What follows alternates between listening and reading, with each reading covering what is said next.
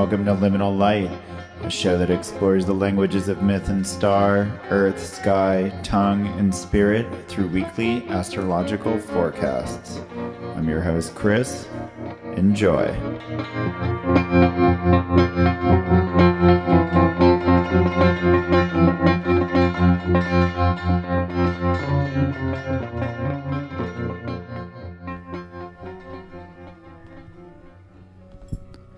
We, at the center of the wheel, our hides pinned onto the place where we stand, witness the spectacle of the spinning vortex of circumpolar stars and the arc of volleying light across the ecliptic. Studded by a blazing eye of gold, chased and repeatedly lapped by the morphing pearl of silver. The sphere we inhabit also spins, and so when the planets that we track reach ends of their orbits that make little progress from our perspective, they seem to stop, turn around, and head the other way, au revoir, against the grain. These moments where the slow down and turn in motion, for some days and others for weeks, we find them moving very slow, or for a period stationary. Recently, we have had multiple slow motion planets. Jupiter stationed retrograde on March 8th, Mercury turned direct on April 14th, and has been since steadily picking up speed.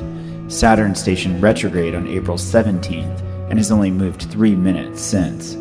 Pluto stationed retrograde on April 21st. When planets are stationed or slow moving, the effect is often that we have an abundance of that planet's influence. And when that's turning retrograde, it is not necessarily their most clear or straightforward expression. If they are not moving and gaining new territory or forming new aspects, then nothing much is changing. This doesn't mean necessarily that nothing is happening. It means rather that it's still happening. If something stays as is for a long period of time, then there is plenty of opportunity to observe it in detail, making it seem like a bigger deal. If something changes quickly, the new information diverts our attention.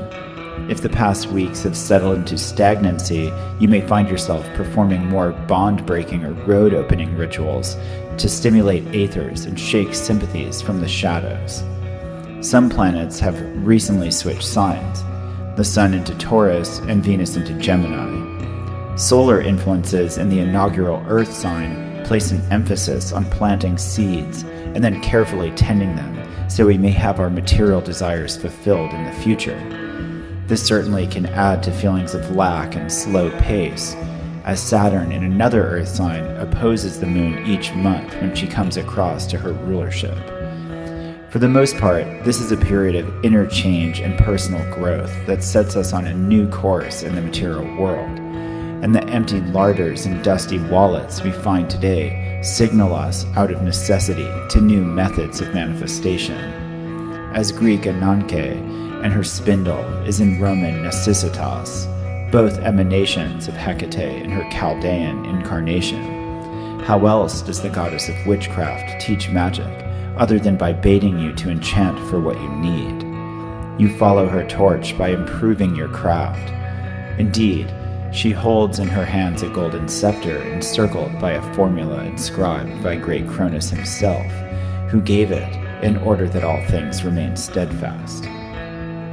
Agriculture as a phenomenon didn't emerge because it seemed like a fun hobby, and Woden didn't sacrifice himself to himself because he was bored.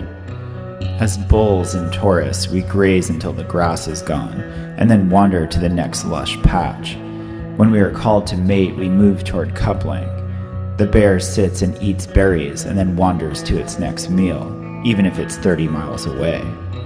If your spells have yet to bring in cash payoff, you might have to enchant your way through a flowchart, or be satisfied with the door prizes that Taurus brings. Nice stuff and things don't always pay the rent, but if you've got that covered, the clothing, furniture, compost, and foods that are likely conjured in Taurus may be satisfactory. Venus's ingress in Gemini, on the other hand, has quickened the social and cultural pace. Curiosity and information, paradox and speculation, media and ideas all get tickled with Venus's feather, fed wine and coated in chocolate. The webinar and book menu becomes maybe a bit more digestible. Let yourself get a little intoxicated. It's fun. Just remember to steer clear of absolute junk food. This could have a beneficial effect, as going from Aries through Taurus normally is a period of everyone in their own head to everyone carrying their own load down their own path. Some Geminiic pleasure could create a nice social release valve, literally adjusting the air pressure, so ease into elemental balance. As Jupiter retrogrades his way back into the second decan of Scorpio in a slowly separating sextile to Pluto, he may be more likely to award philosophical understanding of your shadow self rather than call up a queue of strangers bearing new opportunities.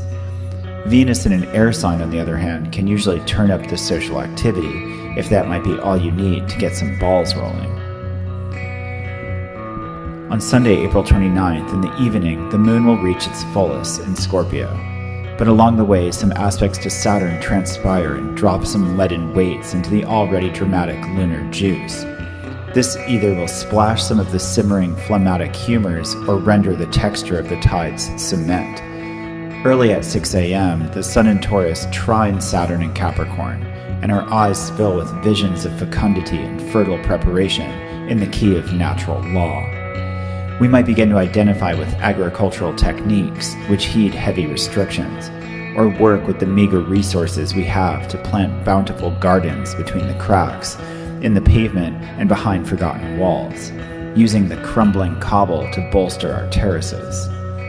The productive and pragmatic preparation possible after delusions and fantasies are finally swept aside. We will never achieve what our younger selves imagined, but we may now create many things our previous personalities haven't even thought of.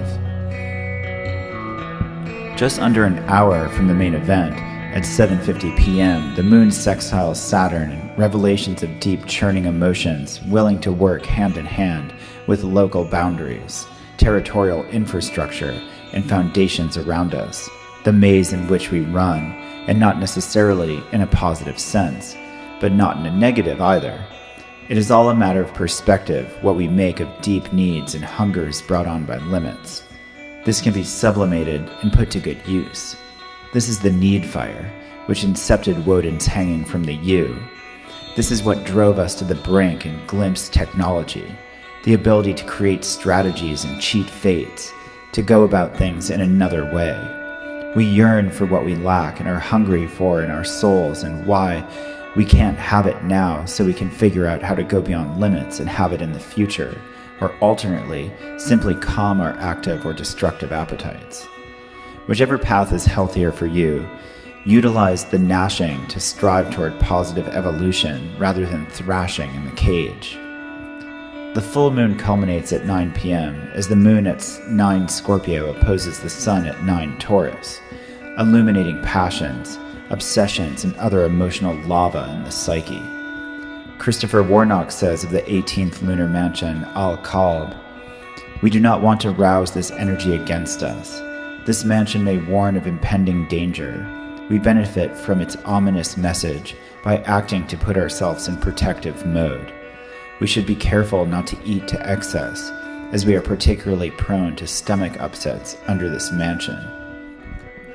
Indeed, insatiably hungry Scorpio in full sight of sensually satisfying Taurus is an excess recipe, so best to take the better percentage of the bezoars back from Scorpio's claws, if you can, and return them to Libra's scales. On Monday, April 30th, still dribbling with colloidal silver serum for a few days, the moon is past the pivot point and begins to roll out once more into the lunar abyss. The next morning at 5 a.m., the sun enters Taurus's second decan, rallying its light around the creative and fertile principle itself, like a golden shaft of identification rising and falling in penetration of the soil to a slow and methodical rhythm, the pace of slowly growing crops, of gradually unfurling vegetation. What we do and strive for in sync with the cadence and measure of nature's song, our purpose and passion tethered to the yoke of a cyclical and seasonal ox, promoting a methodical, practical approach, plodding forward toward success in an organic rhythm and pace. In formula that relies on steady, smooth progress, we become susceptible to upsets and could become massively irritated with wrenches in the gears and sudden surprises. We may tolerate the odd grain of sand that scratches the lubricated piston and compromises its precision, but having to stop and recalibrate altogether is not fathomable. We are able to be naturally or even nonchalantly productive. As long as nothing goes so wrong, we are forced to stop or divert our course too extremely, as we are less adaptable or flexible in Taurus season.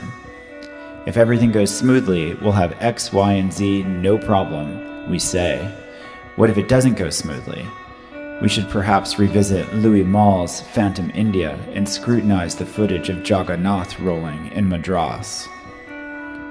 As the morning progresses, the still quite full moon trines Neptune at 8 a.m., releasing emotional hungers, churning passions and obsessions flowing together with fantasies, dreams and delusions, or dark and brooding imaginations which soak our infernal intuitions.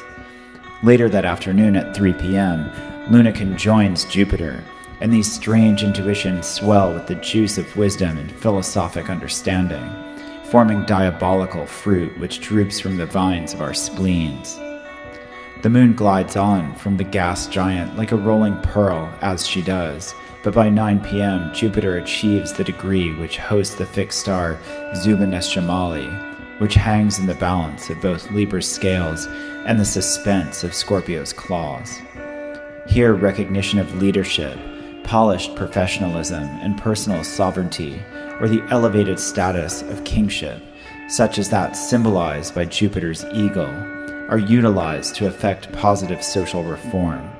And despite the storm in our deep waters, we may be inspired to use our privileges to aid in a good cause. Tuesday, May 1st, Jupiter's proximity to Zubin-Eshamali is interesting as Mercury sidles up to Alpheratz at 8 a.m., where the logic and language of the radical, outspoken journalist takes charge of our faculties and our tongues, sparking possible new thinking to increase self-sufficiency, even leaning into overconfidence. There may be some deep revelations this week, leading to discourses and decisions that make our fingers itchy to sign over the line and shove off to where the action is. At least we can't just sit at home and watch the problems on TV. We've got to go, we've got to do something, or at least say something. This may be what the Morai have in store for some. The other wise ones will come to understand how their actions and efforts here at home impact the whole. On Wednesday, May 2nd, an even more overt approach to a fixed star is enacted by Venus at 2 p.m., as she strides up to the door of Aldebaran. This is Taurus's red and flashing eye, and as the bull is central in the Mithraic tauroctony, Venus here extends her influence on the arts to that appropriate for the Lord of Contracts. Sexual or creative reciprocity to be bound by oath to fulfill a need for arts and society. A duty for society and culture to creatively accept Venusian expressions, and reversely, social commentary through art.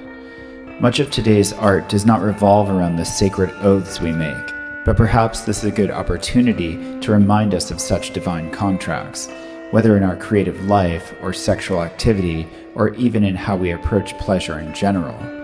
As this is Gemini, we must not leave out the potential for high publicity and head-spinning curiosity. And with that note, Venus enters into Gemini's second phase at 6 p.m., where explosions of ideas and interests settle on the seesaw of oscillations of opposites and paradoxes become absolutely apparent. Artful attraction of opposites, paradoxical pleasures and aesthetics, contradictory and also amalgamation, pandrogen as well as androgen, trickster beauty, neither, either, or both, endlessly combining and opposing simultaneously, night, day, and twilight's antithesis. Our costumes are pied and our tongues forked for aesthetic purposes, but we might even like the way we talk, and reciting poetry backmasked in doublespeak, projected in split screen, and Skyped from screen to screen so that it echoes and feedbacks. For every painting we compose, another is lost, as we choose to do this one and not the one we could have. As each tarot card can only show up once in a reading, until the day we pull our signifier again and again and look up to see our doppelganger, like seeing in a mirror, but a mirror reflection of a mirror reflection. Venus is free to get romantic with such mercurial themes, and she is not utterly out of place. She also rules an air sign and holds dominion over this decan by triplicity attribution. Appropriately enough, Mars holds the title by the descending order, yin and yang equally comfortable in the same space. On Thursday, May 3rd, Venus's experience in Gemini is likely to be assisted slightly by Mercury's exit from shadow at 5 p.m. Fresh thinking may now commence, and new information may inform our logic. The latest stories and investigations crop up, which help us forget about the kinks and adjustments made throughout the retrograde, which are finally falling into the past, as we proceed into new analytical territory. In Aries, this still means individual actions and impulses sparking and firing off. Daring to say the newly thought things that come to mind and expressing emerging ideas free from past issues and entanglements. Certainly becoming more than a bit ubiquitous, like the term meme, which before co-opted by general digital culture, was being considered by more magically inclined psychologists and physicists to be the RNA of the ideosphere, something more reminiscent of Rupert Sheldrake's morphic resonance. You might do well to convert your upcoming bright ideas into sigils and slip them into your social media output. The last couple days of the week, from here on, find the moon transiting Capricorn, conjoining Saturn and then heading on toward Pluto and Mars. This is just the moon, so it's not necessarily world news, as this will happen basically every month for the next 2 years, and she transits past Saturn and Pluto ultimately in other signs perpetually anyway. Although as this is a pretty malefic pileup in a place that they are powerful, it's worth noting in the forecast that this flavors the tail end of the week significantly. Not the end of the world, certainly, we hope anyway, but probably draining of energy and prone to discomfort, at least as far as health and emotions go. This is interesting as Saturn is about time, definition, the skeleton beneath it all, and in his earthly domicile we are forced to note every time the moon brushes past him. For here, he is the least abstract, he is an object, and with the skeleton hands of a great clock, he caresses and grasps us each month and checks our vitals. A very creepy thought, but if we are to be ready to get dismissed by the doctor and not be strapped down in a bed in intensive care, we've got to give ourselves extra support and rest to stay on our feet as needed and maintain a marathon pace. Here he plays his role acutely, confirm or deny, and though through this he matures us, makes us stronger, better, more enduring. Rather than mother us and give us what we need, he blows the whistle and drops the gate, saying, "Nope, too tired, too sluggish, you're out of the game." Until we learn to adjust our strategy and pass his test. Then he simply nods and drops his eyes to his clipboard as we walk on.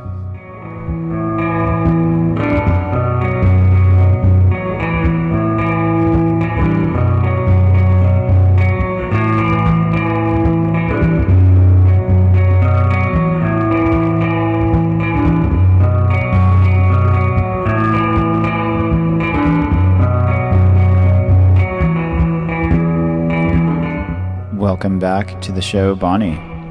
Hello, Chrissy. How are you today? Good, doing well. Good. What's going on? Well, in looking over the astrology for the week, I thought that the story you told me about being on trains in India was a very good analogy for this week in the astrology. Okay, yeah. I was talking about how we've had a lot of slow planets the past few weeks. I mean, some of them stretch back a month even, we had the Mercury retrograde, we have Jupiter went retrograde, Saturn went retrograde, Pluto went retrograde. And even though the Jupiter and the Mercury retrograde were quite a while ago, it still creates this period of these few weeks where the planets are stationing and slowing down and then turning around, and so when that happens, I mentioned in in the forecast previously that when that happens, you get a lot of that planet's significations, and a lot of that just is from a lot of that is just that you get a lot of direct expression of that planet. Whether we literally say they're standing direct. They're direct for retrograde. And so another part of it, though, is that especially in this past period, with all these planets stationing at once, it's like nothing's changing, or a lot of things haven't changed. Like we have the sun moved into Taurus, Venus moved into Gemini, but with these other planets moving really slow, there's probably things in our lives that just seem to be either stagnant or just still happening. Like I think I gave the example, like, you're like, what's up with your car these days? How's your car running? You're like, it's still making that noise. It doesn't mean that nothing's happening. It means that everything's still happening as it was. Still doing the same job. And And so I'm definitely feeling still that doing the same job. And when I am too. Yeah, there's definitely some things that you're like, all right, like let's try to jazz it up here, or move a little quicker. And one of the things, when you are still hearing that noise in your car, that means you've spent a lot of time listening to it and thinking about it and being like, what could it be? And it's like that new information that when things change, we start to forget about the other things that we could get obsessed over or could be dwelling upon. And so there's that kind of energy going on, and especially with Saturn, because Saturn in 1 week has only moved 3 minutes. The way we say, like, the planet is at such and such degree, the remainder, like 9 point whatever, the remainder is minutes and then seconds, because we're actually tracking time. So Saturn was at 9 degrees and 9 minutes when he's stationed, and in 1 week he's at 9 degrees and 6 minutes. So I was saying, it's like I've only experienced this in the States on trains, hopping freight trains, but in India, where I've visited multiple times, there's when you're on a train for a day or two, or overnight or a couple nights, sometimes this thing will happen where you're in the middle of nowhere, or even like approaching the city you're going to. The train just like starts slowing down and then goes really, really slow for like an hour and a half, and then even stops altogether for maybe another hour and a half, and then gets going again really slow, maybe speeds up, maybe slows down again. And, this adds up, hours and hours and hours like this. We're like, what is going on? Like, are we gonna get where we're going? And it's not that nothing is happening. You're going somewhere, you're going from... And there's stuff happening on the train. Yeah, there's people selling chai. There's like, the train is packed with people. Everyone has their conversations, their activity. Everyone's going somewhere. It's actually a very active situation. People are moving. They're moving from one part of the country to another, and it's a transit's very mercurial, but at that moment things are just like grinding to a halt. And so certain things may, because of this Saturn transit, things may feel on hold. And Saturn turning retrograde and being slow, and Mercury, because of his retrograde, he was in 4 signs away from Capricorn and Aries, so he's square to Saturn. So you're going to feel that Saturn Mercury exchange, which we just had the other day, the third one since March. So and then we're feeling that with Jupiter and with the other planets too. So it's an interesting thing to pick up on. And one of the things that has shifted is the sun into Taurus. But the interesting thing about that is that goes into a slower pace as well. What we're concentrating on and trying to do ends up being like sowing seeds for later, preparing things to be fertile, so it's not as much that like instant, like gratification, like, or results seen. Taurus wants gratification big time. That's what's motivating it. I mentioned, like, it has it's a visionary, almost like it has the ability to be able to see that the effort put in now will be manifested in something great in the future. Yeah, maybe through patterns, through feeling that, But yeah, it's like I mentioned in the forecast that it's all the earth signs have an agrarian metaphor, and we don't, agriculture didn't happen because it sounded like a fun hobby, like it was like people needed food and they needed to just kind of fall into these rhythms, It's obviously much more complicated than that, but, the things that you do in Taurus time to get that yield later are just kind of like, you're like, all right, well, we just gotta buckle down and kind of just like put our head down and slow and steady and just do this thing, Yeah. So with all the planets moving slow and then entering Taurus season, it kind of like doubles that slow feeling. Yeah. Amazing. Which is interesting that we came, all like Mercury's still in Aries, Venus has made it to Gemini, but the sun's in Taurus. So that kind of process is interesting, like when we go from Aries season into Taurus season, it's like everyone's in their own heads for a period of time, and then everyone's walking on their own path. Everyone's head down walking. It's like, you're like, hold on, I got to like think about it myself for a minute here. And there's that whole like month, and then you're like, hold on, I just got to go do this thing, So now that at least Venus has made it to Gemini, that like pickup of a socialization is in that air element coming back in. I think it's going to be a nice balance to the other energy that makes us shut in a little bit more. So we have a full moon coming up on Sunday. We do. Scorpio. That'll be the day that this broadcasts, right? Today, then. Today, yes. yeah. Today as listeners. Yeah. So yeah, this is an interesting full moon, in that, the moon is in the Via Combusta from 15 Libra to 15 Scorpio. They say that, what happens when the moon is in Scorpio doesn't last, it's just kind of like, it's just that for that time period, and then it's gone, It's like a fling. Yeah, it's a fling, exactly. And so this one in particular is in the 18th lunar mansion, Al-Kalb, which I read some excerpts from lunarium.com that quote the astrologer magician Christopher Warnock, but I'll just read them again. We do not want to rouse this energy against us. This mansion may warn of impending danger, etc. And we can learn from the ominous messages that it gives us by going into protective mode, and we should try to not eat in excess while this mansion is. So as we are particularly prone to stomach upset under this mansion. Yeah, exactly.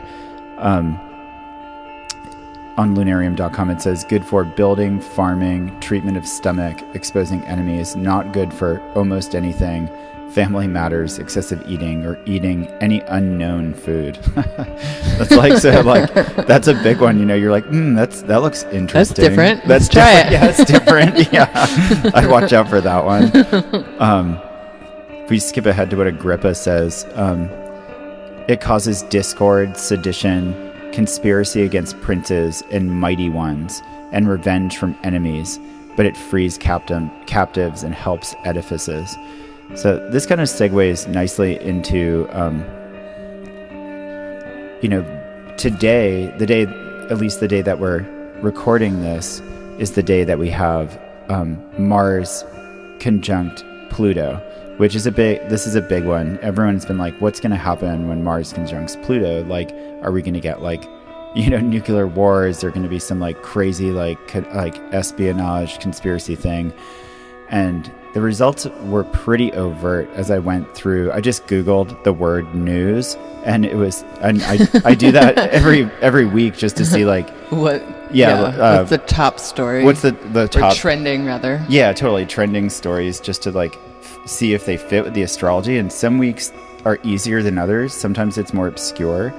And this week it was so overt, which was really interesting. That we have very overt Mars conjunct Pluto, which is big, heavy obsession. It's overwhelming. It's an overwhelming aspect, right? And then also we have Venus in Gemini, which Gemini is all over like journalism. Just that we have a planet in Gemini is like, okay, the news is going to be really lit up. And what's interesting is it's Venus in Gemini. So one of the things that can happen is sugar coating news stories or reporting on positive things. We also have, Mars is conjoining Pluto. We also have Jupiter separating very slowly from a sextile with Pluto. So like we're getting like the wisdom and the understanding of what Pluto is doing in Capricorn.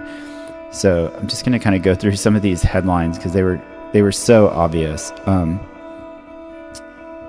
So we have the right when I opened it, the first three that were just popped up just from putting in the world news was a veggie burger that bleeds. Oh my god. I'll just go to the article here. Brutal. It says the veggie burger that bleeds when you cut it. About the meat industry is a major contributor to carbon dioxide emissions and deforestation and a huge consumer of water. And so this is like a Silicon Valley lab-grown veggie alternatives that like smell like burnt meat and they taste like it and the texture and they look just like it and like it bleeds when you cut it. And the pictures of them growing it in the lab are pretty unbelievable. It looks very high tech. There's like robots involved. Always. Yeah. It looks like like a really clean, weird, very, very laboratory. It doesn't look like a factory. It looks like a very laboratory operation. But, you know, that's very like Mars and Pluto, like cutting and bleeding, you know. And then the next article over from that was sharks spotting drones help keep swimmers safe. Oh, that's wonderful. Whoops, it's turning on right here. That's a really, I would invest in that drone. Yeah, and that this isn't. Totally. Let's get one. Yeah, we'll start like a Kickstarter or GoFundMe. Yeah. Well, this is like in Australia, the lifeguards are using these for swimmers. Yeah. And so it's so like, you know, Scorpio with Pluto there. Like the depths, the deeps, and also like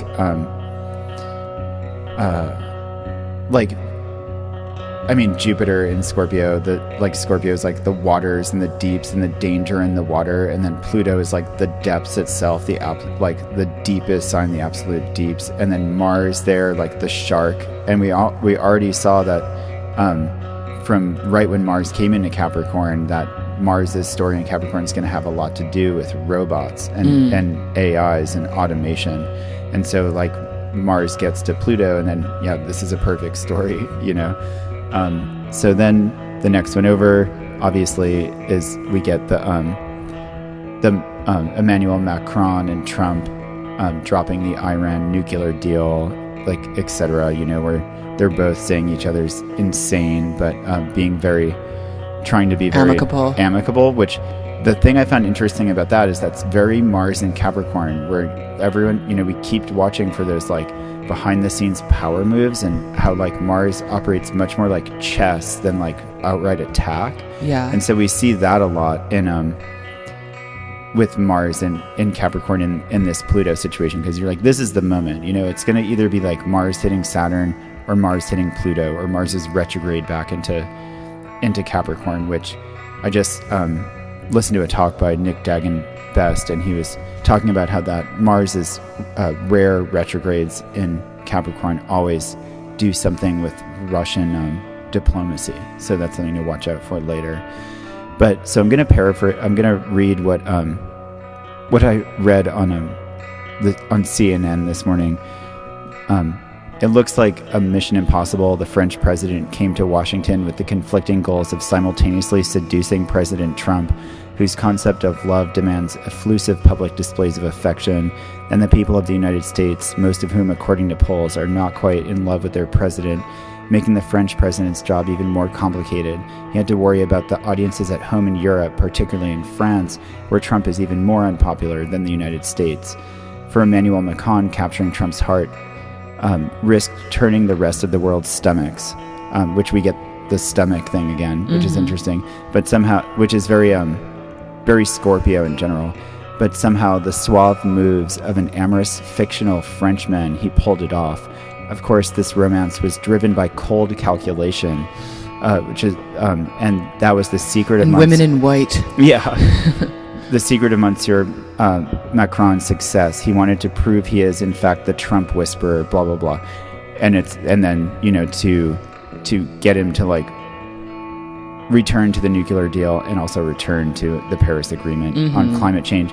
So you see there, like, very obviously the Mars and Capricorn secret negotiating. It's not secret, it's in the papers, but well, there is a lot going on behind closed doors that we're not hearing. For sure. So. But just as far as how the astrology fits the news headlines, it was like blam, blam, blam. It was very overt and easy this time. Yeah.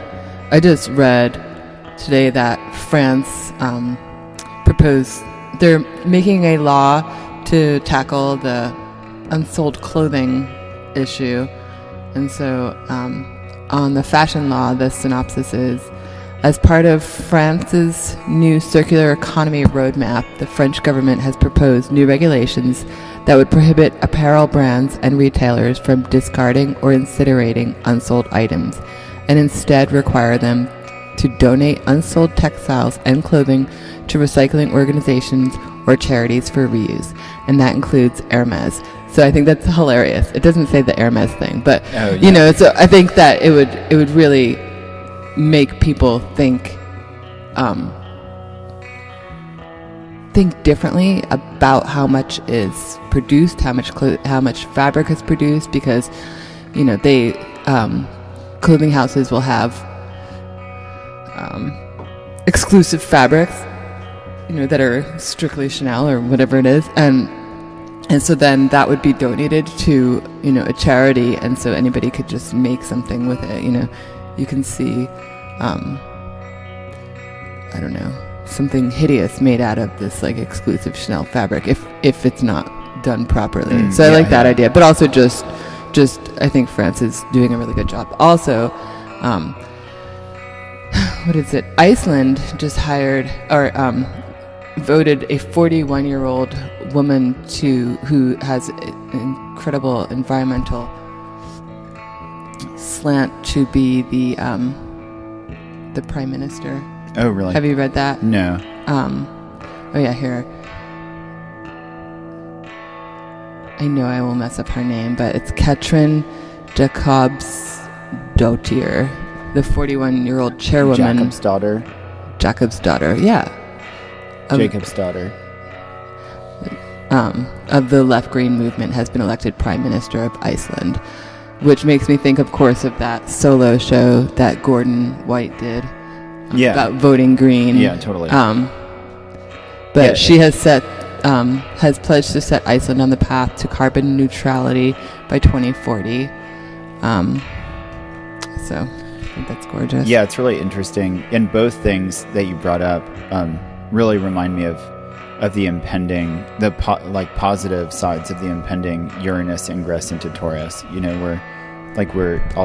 spoke about last week, we're probably going to see earthquakes, major market fluctuations, changes in materials, cryptocurrencies, 3D printing. But we're also going to see women prime ministers who are of the Green Party, and we're going to see major ecological maneuvers in giant industries like textiles and fashion. So those are both really interesting. I have a few more of these Pluto headlines because it was just blowing my mind how well, just like I was saying, sometimes I struggle, or if I don't see anything fitting, I'm like, oh yeah, it's just not lining up this week. And I usually see a reason why in the astrology itself.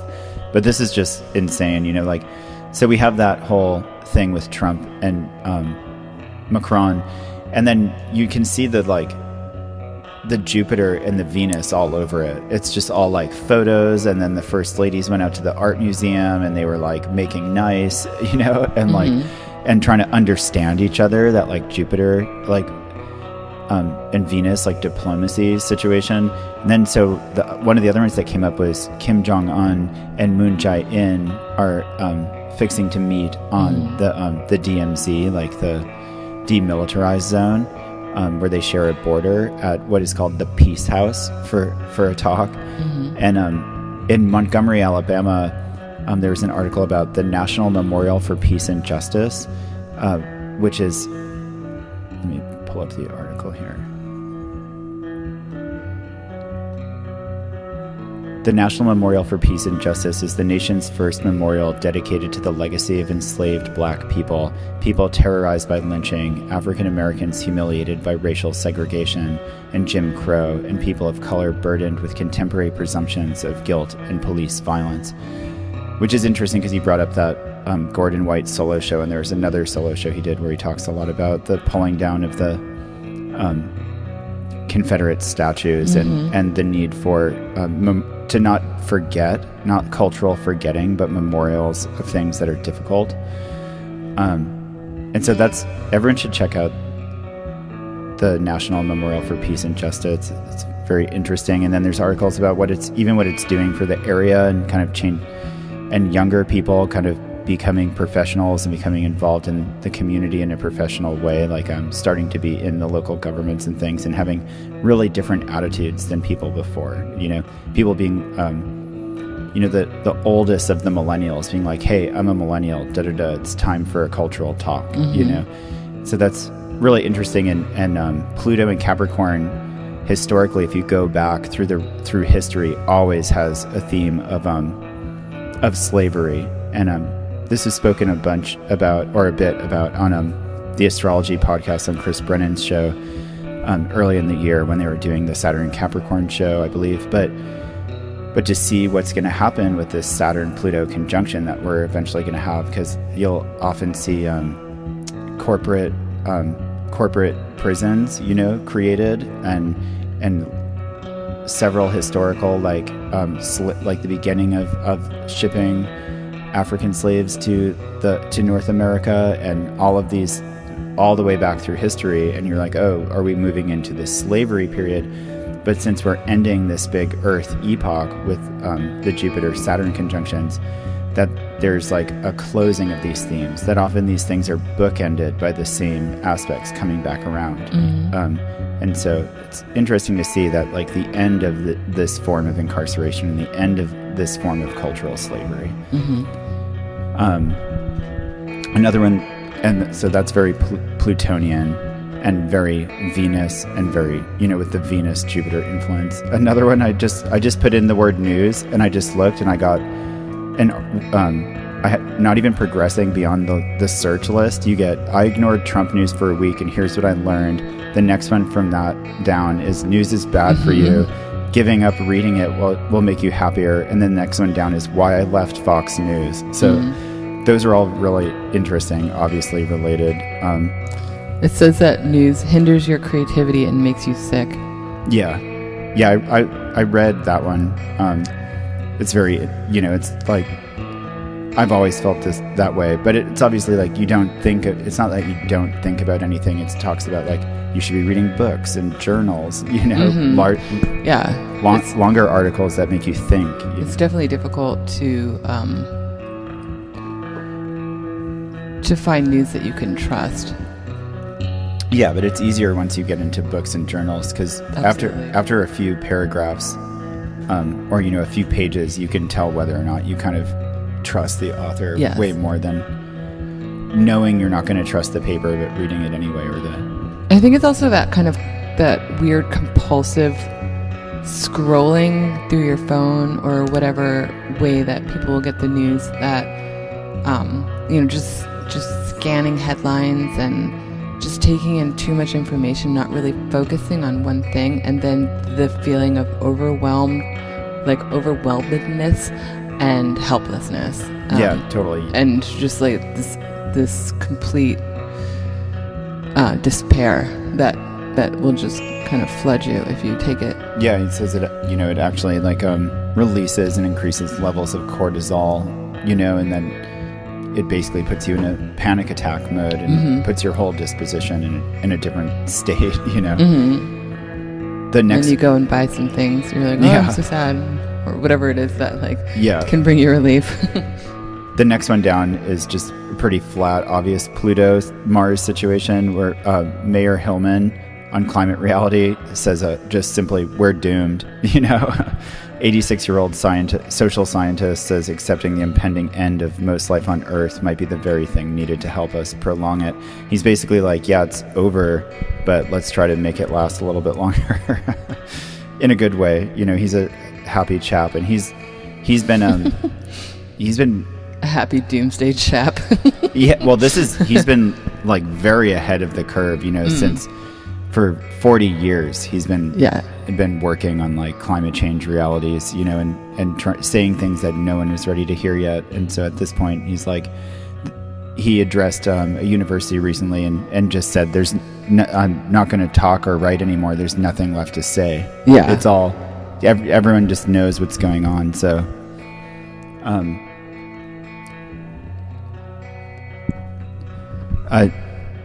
you have a couple more? Yeah, just because it was like that. I had to just stop just eventually. Keep going, because they were just so...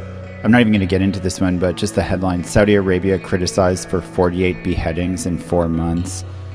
And then we move on to like art and all this kind of thing. We get like the new movie about Nico. In the later years, Nico, when she's a junkie and she's making amazing music, but who plays Nico? Trine Durholm. It debuted at the Tribeca Film Festival, but is coming out later this year. But you know, this headline was from Wednesday the 25th. You know, so this is right as like the Mars conjunct Pluto aspects happening, and what's more Plutonian than later Nico. And also that Alexander McQueen movie debuted there. Right, totally. And then I just saw it just as like a headline. It just like kept going. It was just insanely Plutonian Newsday. There's an article about Kate Bush and Wuthering Heights. You know, she's like she's always been very inspired by Wuthering Heights. Heathcliff. Yeah. On Inhabitat, I found a great article, 6 inspiring examples of groundbreaking green technology. One of them is about 3D printers creating buildings out of rock. Another one is a spray that you can spray onto your windows to make them into solar panels, basically. And then a group called Power Leap is harnessing energy from footsteps. So that can, we've heard about this. You've heard about this before with, footsteps creating energy, but this is maybe a better, more advanced version of it, so it can be put into places like train stations or anywhere where there's lots of traffic, and there you have energy from there. Also, this cool kind of photovoltaic ivy that you can put onto buildings. It's these paper thin leaf-shaped solar panels that generate energy by sparkling in the sunlight. And then we have also a shoe generator that harvests power from walking. So just from walking in your shoes, you can power small batteries and small electronics like your phone. And then Science City stores warm air from summer to heat buildings in the winter. So that's at the that's in Switzerland. The campus is called Science City, and they're installing systems that will allow it to harness natural heat during the warmer months, pump it underground, and store it until the winter, when it will be pushed back into buildings and act as the heating system. It's the first of its kind, so we'll see how that one works. And that's it. But those are great. Yeah. It's definitely making. How could it not make you think of the Uranus and Taurus again, which all of the like, you know, ecological technology. Like Uranus is always technology and technological revolution. So I was just thinking about it. It's interesting that, you know, like Mayor Hillman says we're doomed, you know, and like that's the headline, but really he's just saying like I'm not going to talk about this anymore because I've been talking about it for 40 years and everyone knows all the like statistics now. It's just the way it is. And that goes, it's the same for the positive technology as well. It's like every article, like the ones you just mentioned, it blows our mind, but it also reasserts the fact that like, yeah, all the solutions already exist. Everything's already here, right? But when Uranus goes into Taurus, it'll be really interesting to see over the next 7 years while Uranus transits Taurus, that Taurus is material, right? That's like all these things that are just kind of like literally information to us. Like no one's actually using it. Like we don't, or like, except for like, they're like in this rare place, this is being tested or whatever. Mm-hmm. We're mostly experiencing it just as like information on the internet or in like newspaper articles or whatever. It's just things we can like read about and know about. It's just ideas. But that over the next 7 years, those will most likely start to be implemented. And some of the only differences they're not invention at that point. They're just installed into reality. That mm-hmm. That like I really think 7 years from now, by like the elemental epoch, Jupiter Saturn conjunctions with Uranus going into Taurus as the last straddling that transition. And then he goes into Gemini, that we're really going to be in an absolutely different world in like 7 years, and especially in 14 years, mm-hmm. That's just like, okay, now all that stuff that you read about and fantasized about since probably like, the late 90s, early 2000s, that you're like, oh my God, they have all this stuff. Why can't we use it? Will actually be put into use, Yeah. And more readily available for regular consumers because it takes time. It takes time to be able, to filter down to affordable versions of that for us. For sure. You don't want to buy it when it first comes out anyway because it's all messed up. They haven't worked out the kinks of using it all the time. And that's why the economy fluctuations that happen with Uranus and Taurus are also imminent. We're like with the cryptocurrencies and material industries as well. But then just being like, okay, well, how does all this technology like get into everyone's hands and get into everyone's lives? It's definitely going to break money, Yeah. Another interesting article I read is about how brands, the headline is brands unwilling to commit to a set of values risk losing customers. This is on Adweek and it's by Hannah Forbes. And it's basically saying that people, especially Gen Z and millennials, are more willing to spend extra money on something that that helps a cause that they find worthy. And the companies that aren't doing that, it's not they don't do it as well. So it's almost like it's pushing companies to have to embrace that, to have to. Two examples she gave are, this one I love.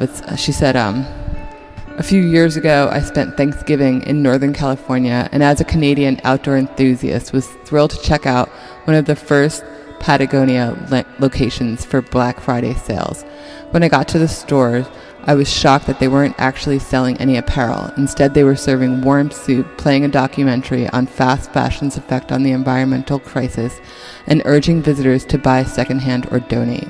This shocked me since everything I had ever known about Black Friday was about consumption. And on one of the biggest shopping days of the year, they weren't selling to you and were in fact persuading visitors to buy less. Since that day, I've shared this story with dozens of people and become a loyal champion of the brand. Yeah, that's really interesting. And that actually comes up this week specifically with Venus moving and hitting the fixed star Aldebaran, which is one of the 4 what they call the royal stars. And they're very bright. They have a ton of lore and history associated with them. And astrologically, when you see planets hit them in a chart, they always have an effect, right? Mm-hmm. And this is the red fiery eye of Taurus, right. And it's very related to the Mithras mythology and the Mithraic tauroctony. And Mithras is the lord of contracts, about making and keeping oaths and bonds. and it can cause like, art. It's like you can really, this will be good to go back. This is Wednesday, May 2nd. Keep this in mind. Wednesday, May 2nd at 2 p.m. This is a good aspect to fill into your into whatever your life or capture somehow for being an art steamroller. But also the other connotation it has is oaths and responsibility and holding to responsibilities in art. So that sometimes will be like the need for arts in society, and also like the society being able to comment on the arts and vice versa, like society's responsibility to the arts and the arts responsibility to culture and to social issues. So I don't know, and it also of course with Venus you also get clothing and you get like shopping and things like that. So it's definitely like that social conscious shopping is a thing that definitely comes up this week. And but yeah, if anyone, definitely, I mean that's where your buying power is one of the few powers that you really have. Yeah, I know that sounds really grim, but I think that on like a societal level. You really have to like be careful how you're spending your money. But yeah, the main power that you have that we always come back to from our perspective and on this show is your personal autonomy, and that being autonomous in mentally, spiritually, physically is the most powerful activism you can probably do. So I think that brings us pretty much to the end. Any parting words? Happy birthday, Stefan. Yeah, happy birthday, Stefan. Thanks for listening. We'll talk to you all next week.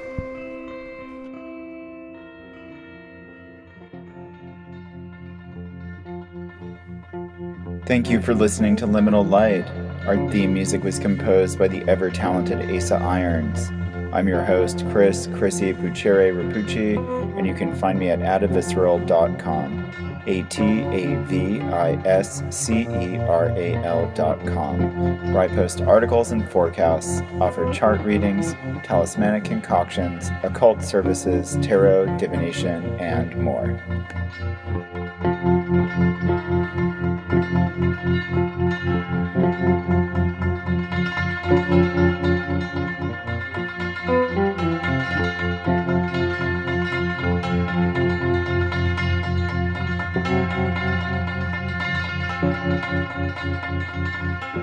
Thank you.